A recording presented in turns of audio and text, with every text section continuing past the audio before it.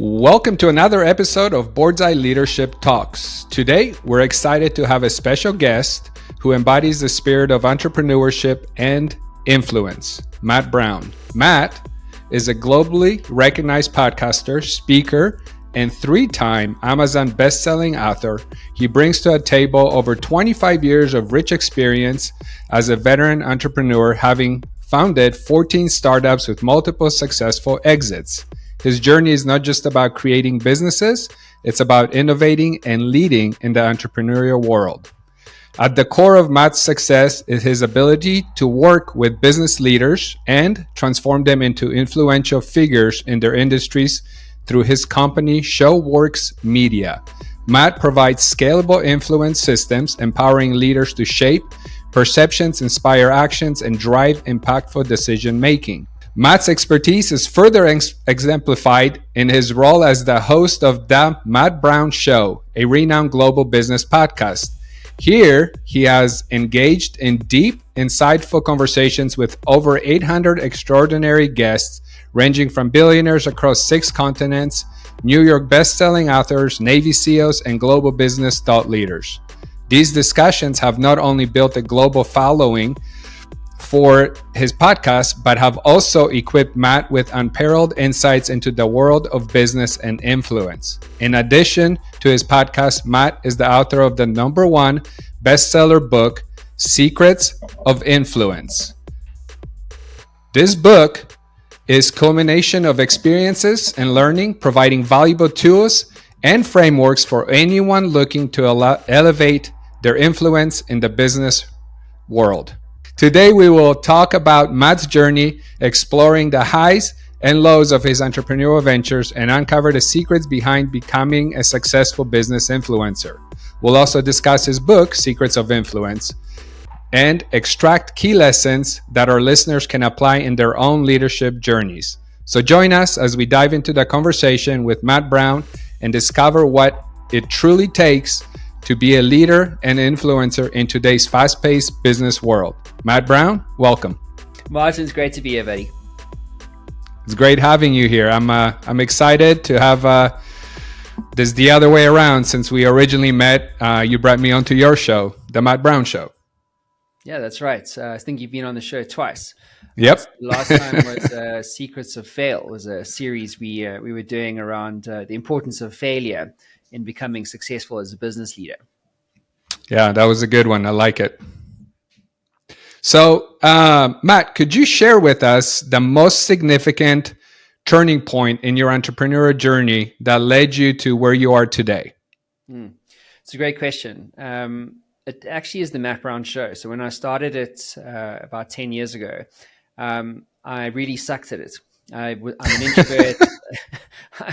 So I shouldn't feel bad if I'm sucking right now. No. If you suck at something, it actually is an indicator of future success. Awesome. But, so I mean, I started it. I literally was going to do 3 episodes. That was it. I was launching a product called Digital Kung Fu. It was going to be a training site for small businesses to help them, equip them with marketing and advertising skills. And then I did 3, and I used to script everything right down to the crossing the T's and dotting the I's. I had everything planned out because I didn't want to make a mistake. And so as I started to get past episode number 3, and I got to episode 50, and then I got to episode 100, I suddenly was being referred to the biggest business brands or leaders rather on the African continent. And then I had a media deal with Entrepreneur magazine. Digital Kung Fu then became the business that I then scaled.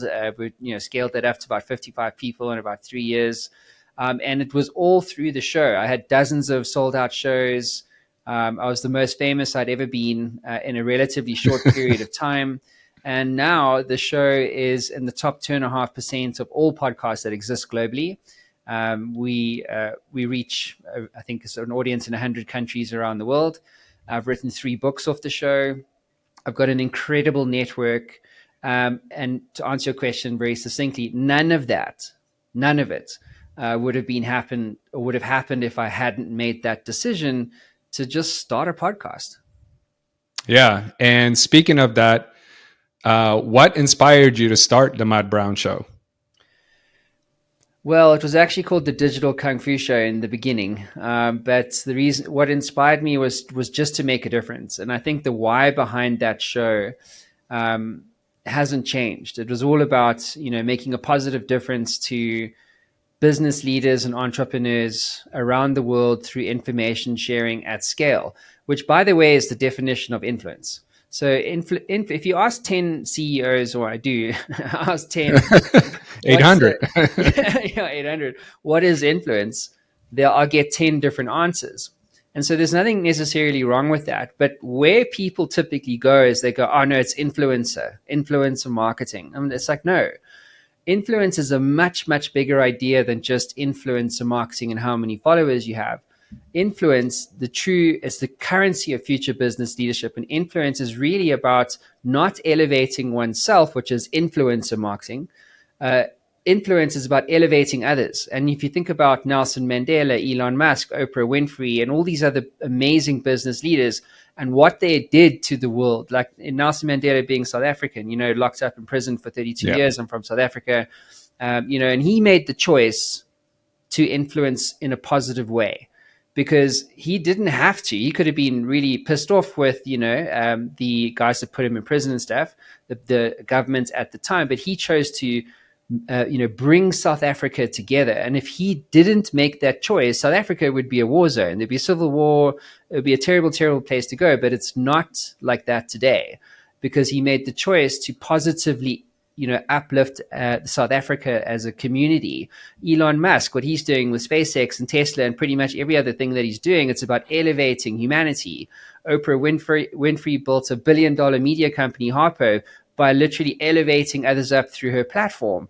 And so everywhere you look, if you want to really leave your markets and your customers and the communities and the audiences that you care about, even the Matt Brown Show, it's all about elevating them up in ways that are novel and unique.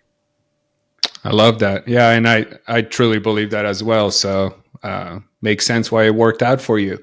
Before I jump into the secrets of influence, and it would be perfect timing because you started talking about it, but I am curious because I know that you built a really big network. Even though you were doing, while in Africa, you were doing shows and you were interviewing people internationally, me included. But you made a big step from moving away from your network, and you are here in the US now. You moved here. And what drove that decision, and how are you rebuilding your network? Yeah, it's a great question. What drove that decision was opportunity. I actually believe in the American dream, and I know you do too. And I know your story with your family, coming over from Poland and so forth. So you understand, and I understand very much what it means to pursue the American dream. Because you think about emerging markets and things like that. I mean, let me be very honest. Building a business in Africa is probably the hardest place in the world to build a business. There are so many challenges that entrepreneurs and CEOs in developed markets like the US, they don't even know that exist. I can get into that if you want, but I don't need to. I think the short answer to your question is it was really about the American dream. And I lived in the States about 15 years ago. And I'd done a lot of business in the States. And I just always loved the idea of that. And so when I had the opportunity to go, it was just like, well, let's go for it, And then the second part of your question around rebuilding my network.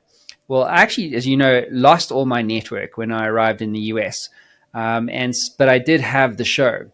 And so to rebuild my network, I used my show to do that. And it started with an email, weirdly enough. There's actually still value in email today, guys.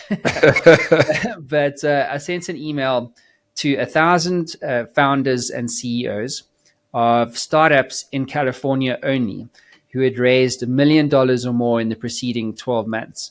And I sent a very short, simple email going, "Hi, my name's Matt. I host a popular business show called The Matt Brown Show. I'd love the chance to interview you.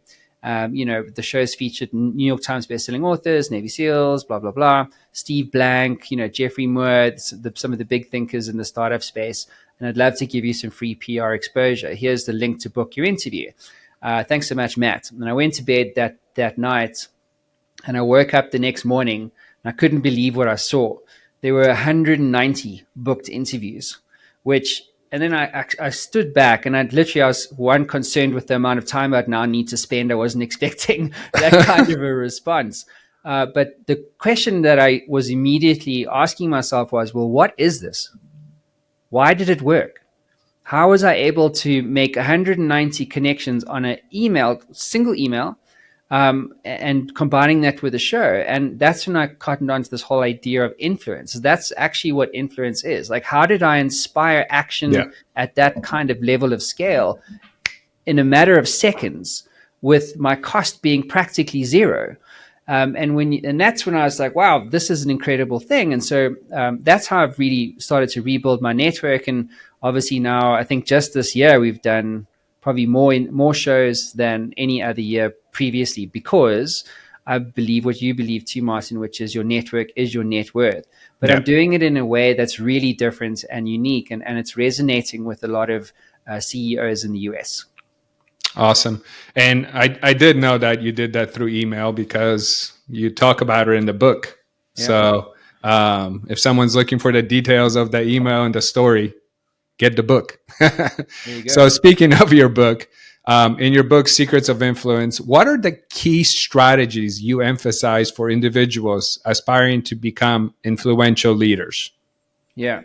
So it's a great Without giving away the book. We still want them to buy it. It's fine. It's fine. I mean, I think the thing for me that's a really big idea that people, CEOs especially, the guys at the heads of these companies, is that it's this idea of influence systems. So if you're running a company that's doing $10 million or more a year, and you want to then get to $20 million, you don't just get there. Because if that were true, we'd all have these massive businesses and we'd all be wildly successful, wouldn't we? But we don't. And why don't we just, reach our aspirations? It's because we always gravitate down to the strength of our systems. And, that idea is not mine. It's one that's been around before. But in the context of influence, it's also true. So if you think about what is an influence system, well, it starts with what I call a media platform. So you have to have something, a vision, an idea that you want to be known for. So whether that's the Matt Brown Show, the home of the extraordinary, or, Martin Rowinski, boardsi, and what you're trying to do with boards and leaders and things like, you need to have something that you personally, not your business brand, but you personally are going to be famous for. And maybe people are like, well, I don't want to be famous. Well, if you don't want to be famous, it's not about, having loads of followers. It's not necessarily about being famous, but it's about having an idea out there that the world and you care about, and then building components of your system around that idea over time. So as an example, a best-selling book, right? I meet so many CEOs and they say, Matt, I've got 4 books in me. I just don't have time for one. Right? So a book is an idea. It's a component of a system. Yep. Then if you think about a podcast, right, or a media platform, it's such a powerful thing. Like what you're doing with boardsi and what I've been doing with my show, it is such a powerful way to generate mutually beneficial relationships, grow networks, open up sales opportunities. I mean, I'm using my show now as a lead generation tool. So I can get into any CEO's boardroom, if you like, or I can meet with any CEO just because of the story and the value around my show. Content, thought leadership platforms. In my book, I share a number of frameworks like the H3 content model, which is a powerful way for a business leader to understand how to express their value to the world. Because I find that it's less about what people need to say. You and I know what we need to say, and many of your audience do too, but they battle with how to say it. And so when you think about how you add the thought leadership platform, the podcast, maybe it's a YouTube channel, a best-selling book, maybe it's 300 digital assets, and you start to bring that all together, plus podcast tours, all this kind of stuff. Over time, if you look at a year and you think about a quarter running 4 quarters every year, that you bite off a component every quarter on a new component of your system. And then at the end of the year, if someone Googles Martin Rowinski or Matt Brown or whatever your name is, they are going to find an arsenal of what I call credibility signals. And credibility signals are things like books and videos and content and community engagement, subscribers, all this kind of stuff. And so those credibility signals drive reputation. Reputation drives trust, and trust is the bedrock of any kind of business transaction. And that ultimately is what influence is. But it all starts with that North Star. Like, what is this idea that you want to be known for? Yeah, I love it. And, I always talk about thought leadership, and I talk about executive branding, but it all boils down to influence, because that's what it all becomes. Writing articles on, well-known magazines. I mean, it's all out there, even starting on LinkedIn, right? I mean, they give you a free way to write articles and express your know-how and drive your dream and let people be influenced by it in obviously positive way, and benefit from that. So how have your experiences in founding and leading multiple startups shaped your perspective on business growth and innovation? Well, big question. So, yeah, I mean, I think over the years, I've had a couple exits, but I've also had a lot of failure. And I think when you talk about growth, what does that mean? And I think growth is a multifaceted thing, right? There's personal growth, there's business growth, there's growth of your customers and growth of your partners, and so on and so forth. But I would say that probably the one perspective that I'm left with today is that failure is kind of a prerequisite to success. And that's why I wanted to do that series, Secrets of Fail, because if you go to LinkedIn, what do you see? You see, these business leaders, CEOs and so forth, basically, showing you how successful they are, right? Like companies winning awards. It's so easy. Yeah, dude. And everyone's just so successful, right? I mean, wouldn't that be great? Going back to my thing around gravitating down. But behind that facade, and I do call it somewhat of a facade, is that there are so many stories of failed businesses, failed products, teams being laid off, millions of dollars being lost or stolen, and I think when we talk about entrepreneurship, especially when you're younger, you don't know what you really, getting into. You don't anticipate that your CFO is going to, embezzle, $3 million and basically kill your company. You don't anticipate that that GPT would arrive and that your AGI or artificial generative intelligence startup is no longer relevant to any market anywhere in the world. You don't anticipate the fact that you won't be able to relate to your children because you're so stressed and under pressure trying to build this business.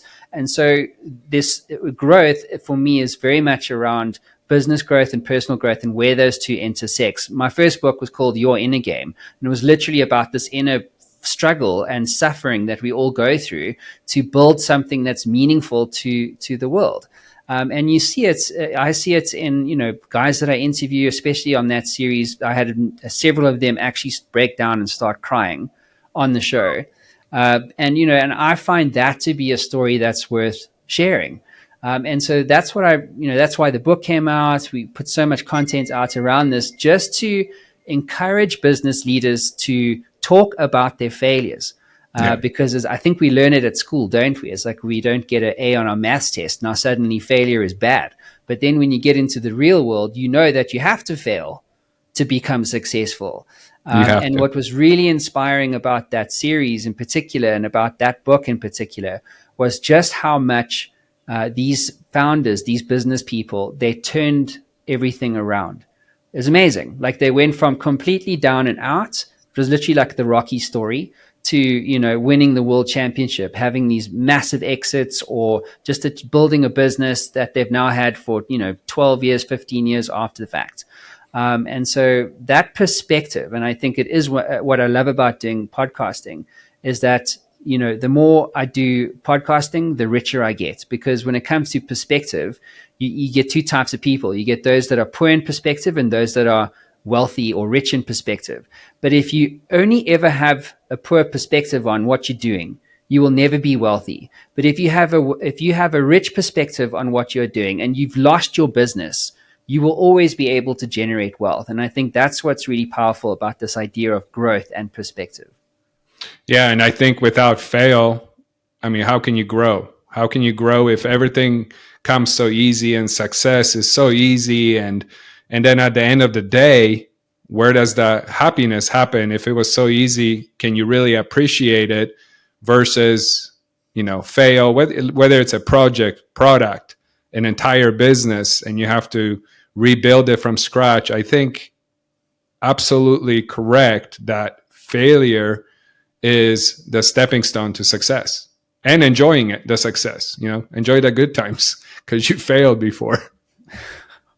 Let's just hope you get the good times. Well, if you don't quit, you'll get there eventually. True words. Can you discuss the challenges you faced in building global influence and how you've navigated those obstacles? Well, it's a journey. I think people seem to think that influence is something that you can cultivate quickly. And if you think about, 800 episodes, I had very little influence, I would say, globally, up until, I would say, 400 interviews in, or 400 episodes in. But that first 100 episodes, that was the tough part. That was the time when I wanted to quit. I'm not a podcast. I don't like talking to strangers, or whatever the narrative was at the time. But that early part is the most critical part. I think in whatever you want to do. And so what we encourage CEOs and business leaders to think about is that this is a journey of influence. It's not a campaign.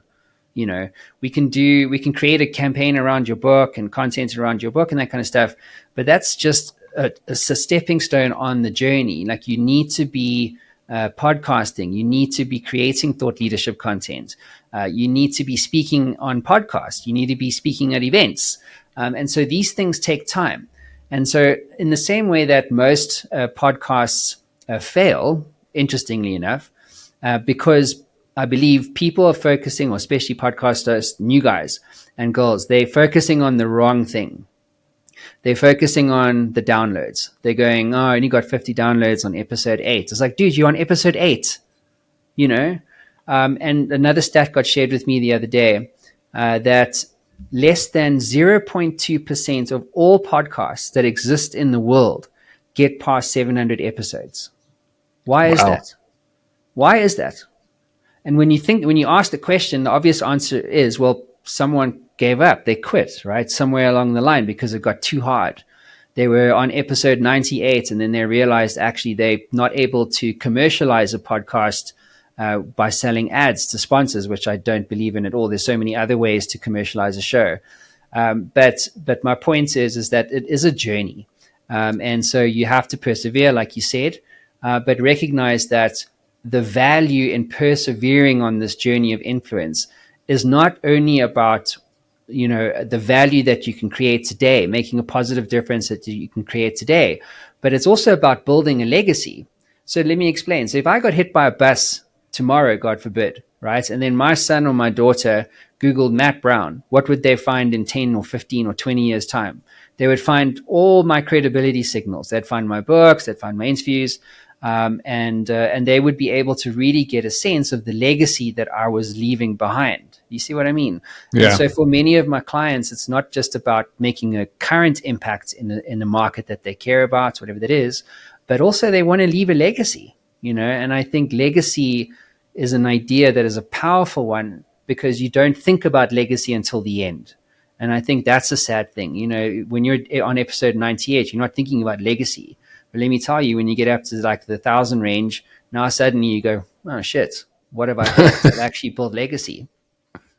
Yeah. And not only that, the way I look at it is, it's not how many people are downloading it. I mean, I get it. If somebody's doing it for financial reasons, that's a whole different thing. But I think for me, doing it is, if somebody listens to this podcast right here and it influences one person to go buy the book, and that influences them to be successful, have the fails, but still be successful and do something great in life, and become an influence in them, the multiple of that, all leading from this interview here to a book, and a book leading to that, and that leading to maybe 100 people over time, I'll take that, even if one person gets influenced by that. So that's the way I look at it. No, dude, bang on. Yeah. I mean, that's exactly, I used to say, it's like, I care about the one person somewhere out in those 100 countries, that cares about what you've had to say, or the guest has had to say, what I've had to say, where they choose to persevere just a couple more episodes, or they choose to persevere to do something, whatever that, that action is. If you're able to inspire that action just with one view or one download or one, who knows where, these things wind up at the end of the day. That's what true influence really is, and I think when you start to think with that perspective, you're able to persevere for longer, because you're not focusing on the vanity metrics, like, how many views did I get on this post today, Yeah, 100%. What advice would you give to entrepreneurs who are just starting out and looking to make a mark in their industries? Yeah. There's a quote by Plato, and I'm paraphrasing here, but he says, a man who doesn't actively cultivate his influence will ultimately be ruled by lesser men. And so I think that's such an amazing idea, this idea of like, if you're not doing it, someone else will. And so for especially early stage founders, I've never built a business that I intended to build. You know what I mean? Like, because with my previous company, we were doing content for any kind of business. And then at the end of the first year, I said to my team, well, why are 90% of our clients technology businesses? And when I asked the clients, they said, it's about your speed. And then I said, yeah, but what's the number one thing that you want? They went, pipeline, leads. And I was like, great. So we're going to be the world's fastest pipeline generator. And that's what we were. And so the point being is that when you have this idea for what you want to take out into the world, it's very unlikely that will be the idea. Sometimes it does. But I think if you're able to adapt, right, with as markets move, and you're able to pivot and risk it all in a pivot to find a space that you can really commercialize, because there might be a gap in the market, but is there a market in the gap? And if you can find a market in the gap and then build a business that you actually care about, because this is another big thing. I mean, I wound up scaling this company, and I woke up one day and I'm like, what have I built? And so it's a thing I like to call, it's called QBE. It's like qualified by experience. You have to actually go through this, the schooling, the real world schooling, not an MBA schooling. But real world schooling that you learn, like you said, you fail, you learn, you grow, and you pivot, you make new decisions. But whatever you do, don't quit. I would have built many more successful businesses if I just got over the struggle. And the struggle is real, but in the struggle, there's also meaning and purpose. And I find that if the world around you is crumbling and burning down, and you can learn to sit in your purpose, and then you decide to persevere anyway, and you just focus on the inputs, don't worry about the outputs, you will eventually succeed. Yeah. There's always a hidden message somewhere, even in the words "don't quit." First two letters and last two letters. Mm-hmm. Do it. Love that. Anything else you want to leave us with, since we're going to wrap up the podcast interview? No, but I'm going to give you guys a whole bunch of books for you to share with your community. Awesome. Love to give that away. So, I'll put up some information about the website, what you do, and link up with that. So if anybody has any questions, they can definitely go to that. Matt, thank you very, very much for coming on the show. You're very welcome. Thanks, Martin. Thank you for tuning in to Leadership Talks. Don't forget to subscribe for more insightful conversations with industry leaders. Your support means a lot to us.